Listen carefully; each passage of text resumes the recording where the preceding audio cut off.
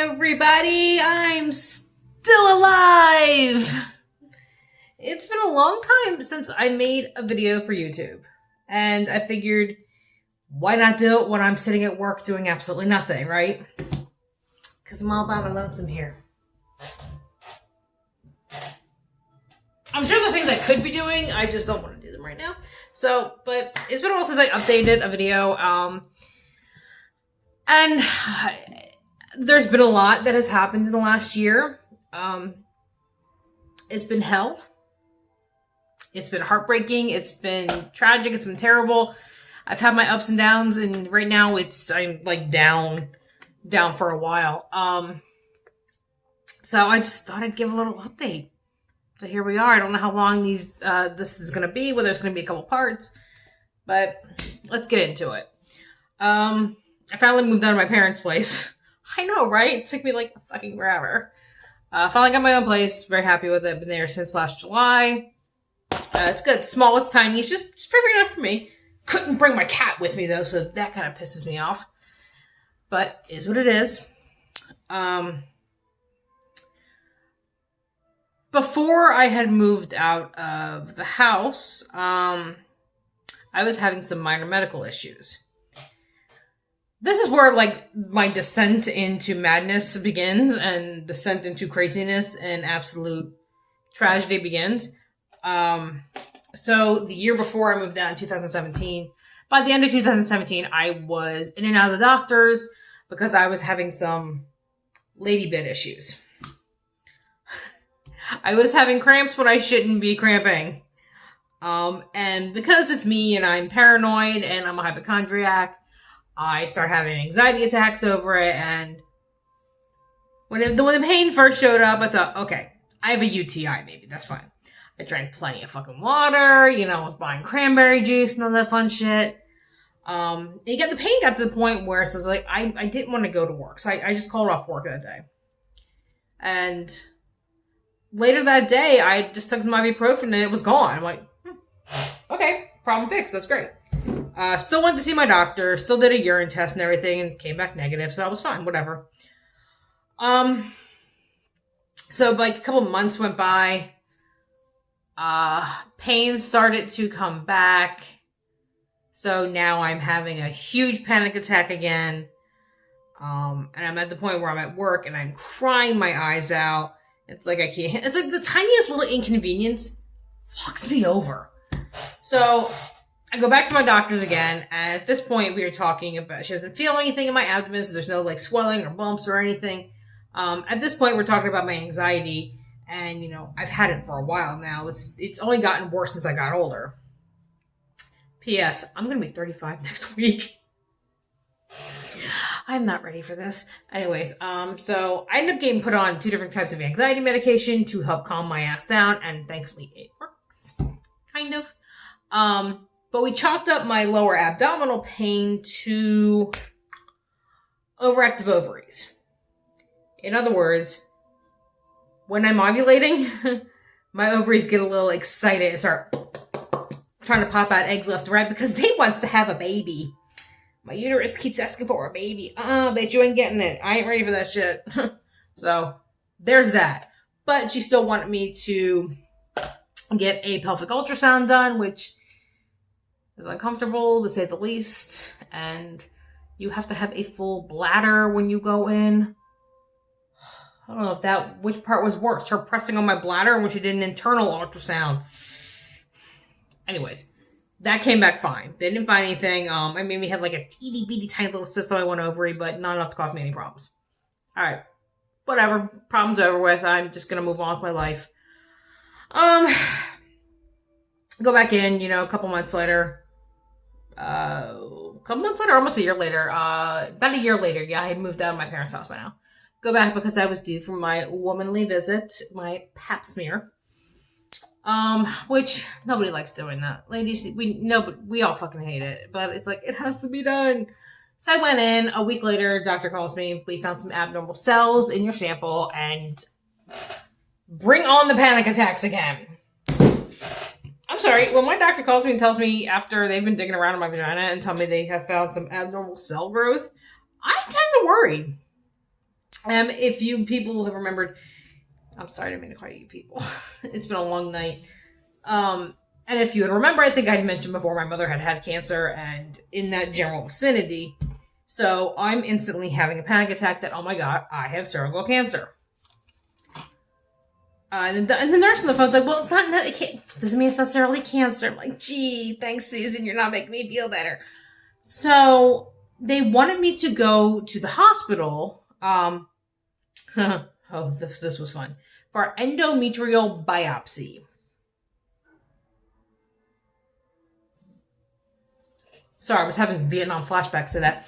I don't know if any of you ladies ever had one. I know a lot of women have had them, and from when I was telling my clients, my coworkers what I was going to be getting, yes, I did talk to my clients about my vagina, but we're close and all my clients are women. They're like, oh, I've had it done before. It's not that bad. It's not that bad. It's a little pinch. Or they numbed me. Yada, yada. They all fucking lied. And then it kind of hit me that I'm like, oh, wait, most of the people I talk to about this have had children. I have not. So that was the worst pain of my life. And guys, I don't know if you guys know what an endometrial biopsy is, but it's kind of when they go in and they open your cervix up by force and stick something up there that scrapes the inside of your uterus so they can get samples of your uterus. Worst cramps I've ever felt in my life. That was terrible. I was cramping for 3 days. It sucked. So, thankfully, that came back negative. Although they told me, we'd like to see you back in 6 months to a year. I'm like, oh, okay, I'll be back in a year. It was a year in October. I haven't gone back yet. So, thankfully, clean bill of health. I'm good there. Unfortunately, other things have not been good. I had told you folks that my mom was suffering through cancer. I'm going to break this down for you. When I was 14, which was 20 years ago, she was diagnosed with endometrial cancer. So they caught it quickly. She had a hysterectomy, clean bill of health. Perfect. Fine. 2014, I'm sorry, I'm playing with the container of mints. 2014, the cancer came back as a tumor in her vaginal wall. So she went through chemotherapy and radiation, all that fun stuff. And I had to watch my mother, just, lose her hair, not do anything, and just look frail and ill. But the tumor disappeared, so yay, we were good there.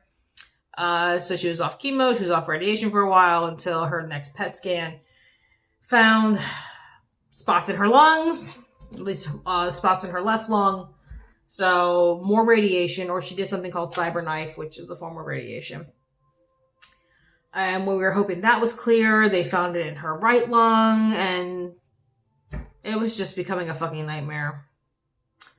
And this past August, right before we were getting ready to go to Virginia Beach for a family vacation, which turned out not to be as fun as I was hoping it would be. Plus, 6-hour fucking car ride with my parents and my grandmother and her dog. It wasn't that bad. A week before we were ready to leave for Virginia Beach, my mom had been having a lot of back problems. Her idiot doctors chalked it up to, oh, you're having muscle problems. That's all it is. Here's some medication, you'll be fine. Bitch, first of all, my mother is a cancer patient. That is the first thing you should be looking for when she starts having more medical problems. And guess what? You got it. She was in so much pain that she was paralyzed from it. She was panicking. She couldn't breathe because she was panicking, and it was a nightmare for her. My dad ended up taking her to the emergency room early in the morning. He calls me at like 8:30 on my way to work. He's like, don't panic. I'm like, I'm fucking driving to work and you tell me not to panic. Don't do that. I'm ready to drive off the road. Took her in. He said, I'll let you know I'll call you or text you with whatever information. She's resting now. She's a little better. She's doped up. She's good. All right, fine. So I'm at work. I'm working on a client, finisher. I get up and I check my phone. There's a text message from my dad. And the results were in. She had 2 lesions on her spine at T11 and T12. And they were pretty much agreeing that it was cancer. So she did have cancer in her spine at this point. We were going to go to Virginia Beach regardless. She wasn't missing her vacation, so she wanted to be there with the grandkids. So we did. We went to Virginia Beach, had a shitty week. The sand was so hot, my poor mother burned her big toe and got a blister. I had like 3rd-degree burns all over me because I'm an idiot who doesn't wear sunscreen. I actually have like a permanent burnt tan mark on my chest that won't go away. It's finished since August. So she just wanted to go home, which was understandable. She was in pain. The only time she felt alleviated from pain was when we were in the pool.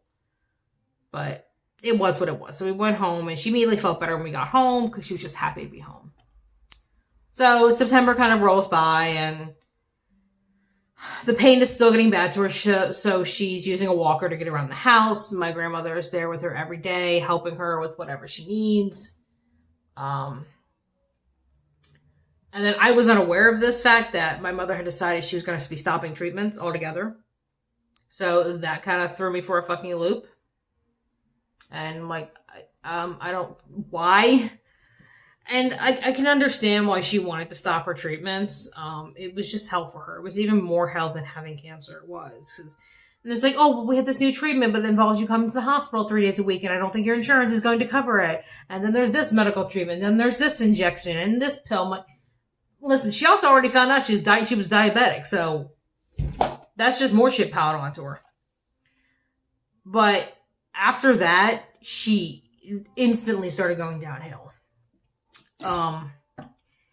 There had been talk about putting her in hospice, which is an automatic red flag to me. I'm thinking, wait.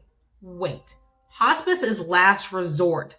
Hospice is just to make you comfortable before you die. Mom's words to me. Oh, no, this is just a better way of life for me. I'll be okay. We're fine. Okay. So, hospice came in. They were talking to her. Nurses were great. Fabulous people. Said, we'll get you a wheelchair if you need it. You already have a walker. We'll get you the thing for the toilet so you can push yourself up and whatever. Brought in this huge oxygen tank for her because she was kind of needed it. So, she was on it for a while. Within at least 3 to 4 days of talking with hospice and have them setting up everything for her, she was unresponsive. They had brought in a hospital bed for the house.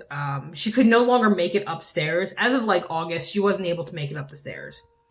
So, there's time. Okay, 12 minutes. Sorry. I can't see the time. I had to hold my hand up. Okay, so I'm 12 minutes in. All right. At the time, she could not make it up a flight of stairs anymore. So my dad had bought a new couch, so the pull-out bed, and she was sleeping down there. They ended up getting her a regular hospital bed in the living room, and I went over. My dad calls me and says, "Are you coming over today?" He's like, "I don't want you to be shocked by what you see."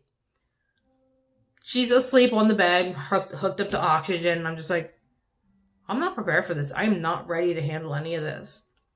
So I would walk up to her and say, "Hey, Mama, it's me," hold her hand and say, "How you feeling?" She's like, "Oh, I'm okay. Was very lethargic and had to constantly, she hadn't eaten for 4 days before this. So we had to constantly keep kind of lifting her up, getting her table to sit up straight, to at least give her liquids. And that's when it just fucking hit me so hard that my mother is done fighting. I'd gone out back and I had just kind of cried.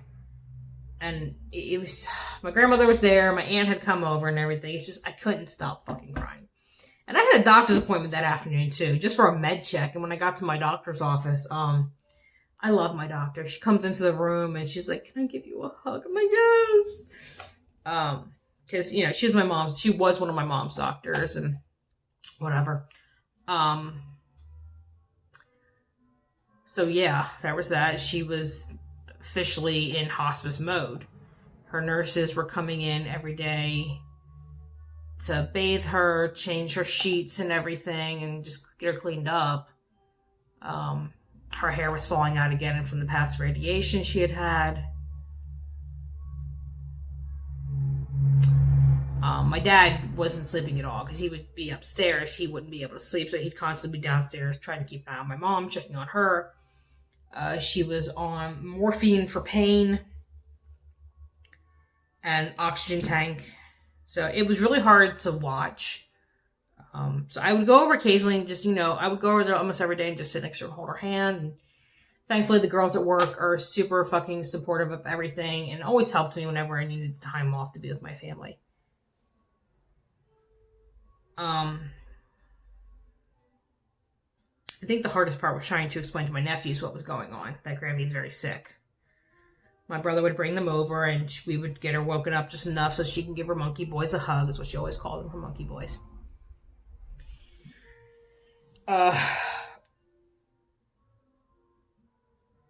October 29th,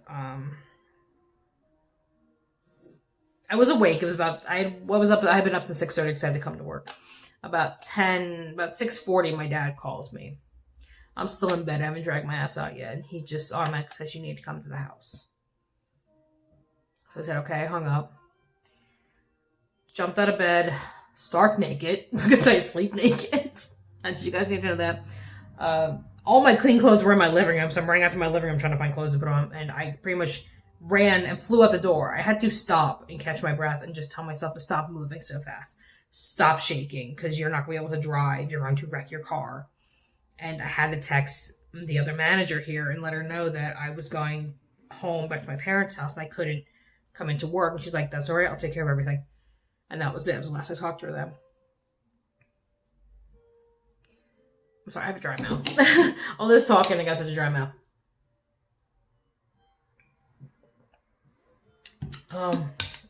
So I get over to the house. My dad meets me at the door. I walk in and, it's just the look in Dad's eyes told me everything. But I still had to ask if she was still breathing. He said no. She took her last breaths a few minutes ago, and she was gone. So as of October 29th, 2019, my mother lost her battle that she'd been fighting hardcore for the past 7 years. And I'm still not.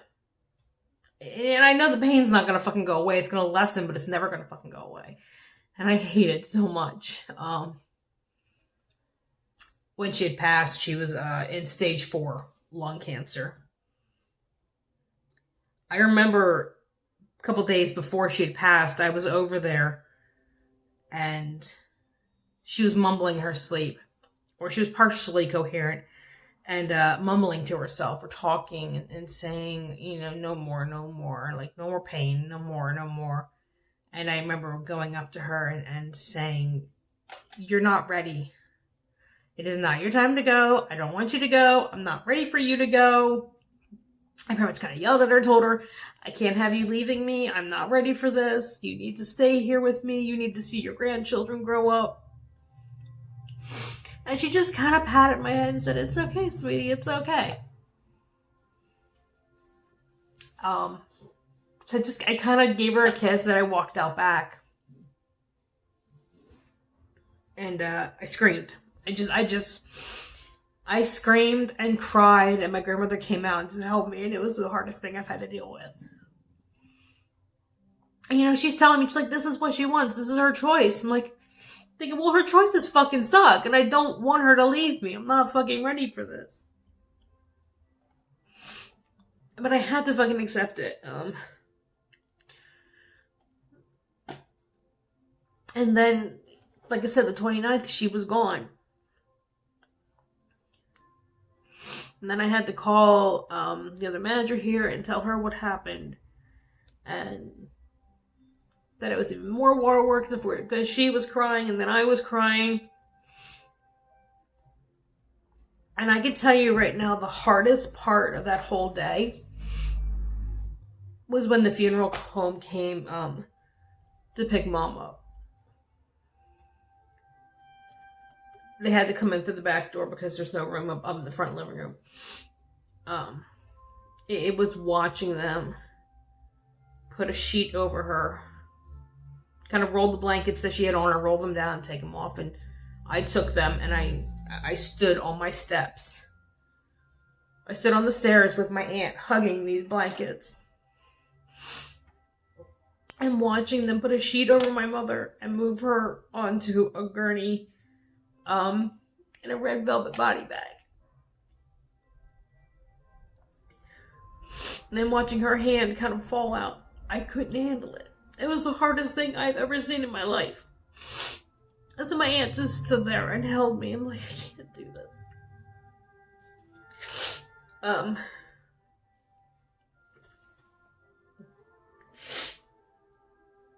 And then she was out the door and gone.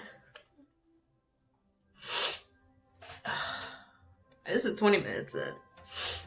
I'm gonna have to split this video up.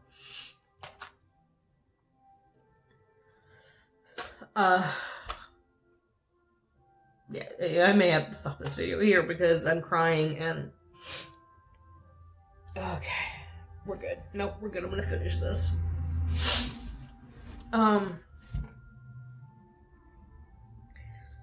Like I said, and then she was gone. She was out the door and she was gone.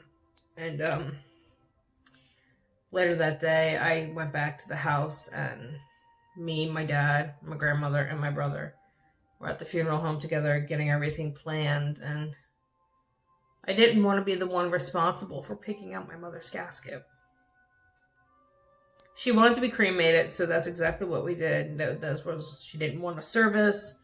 She didn't want to be buried. She wanted to be cremated and just have a small viewing. That's all my mother had wanted, and that's what she did.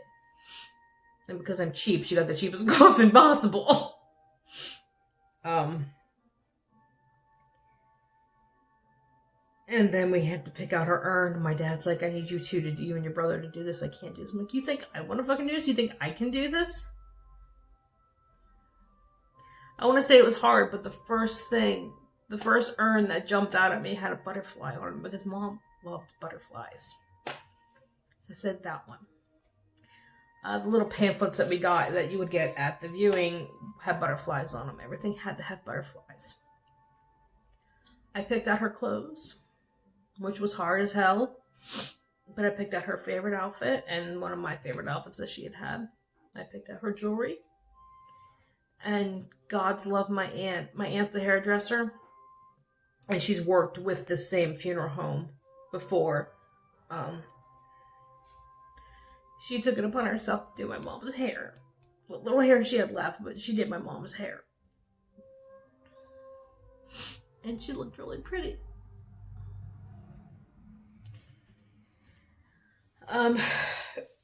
Yeah. I know the pain never goes away, but it's always there. I guess the best thing I was happy about was my mom and her one sister had not spoken in almost 20 years. A long time. They haven't spoken in a long time. And when Mom got really sick, my aunt reached out to her and wanted to make amends and talk again and just come down and see her. And I think Mom was happy that Mom agreed totally with that. She's like, I apologize too. They finally apologized to each other over the phone. So I was happy about that. And I was happy that my aunt, who I hadn't spoken to either, could calm down as well and be with Mom, even though she got down too late and couldn't see her. Couldn't, be there with her before she passed. But I was happy for that. I really was. And the amount of people that just showed up. It was amazing how many people loved my mom. And a bunch of girls from work came, and I was so happy that they were here to support me. So yeah, now I have, both my moms. I have her engagement ring and her wedding band. My dad got me a teardrop necklace with her ashes in it.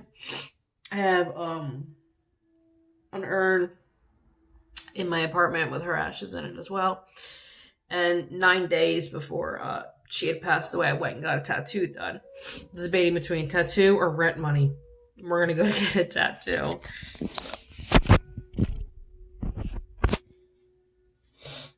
So, of course, because she loves butterflies, and I got a purple cancer ribbon for her.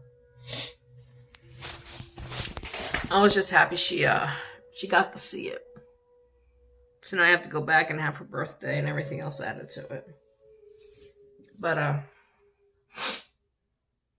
Thanksgiving was hard without her.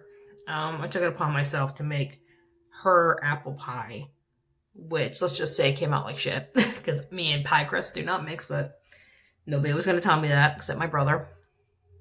My biggest critic was my nephew, my oldest nephew, and my uncle. They both loved it. They were happy. Christmas was hard.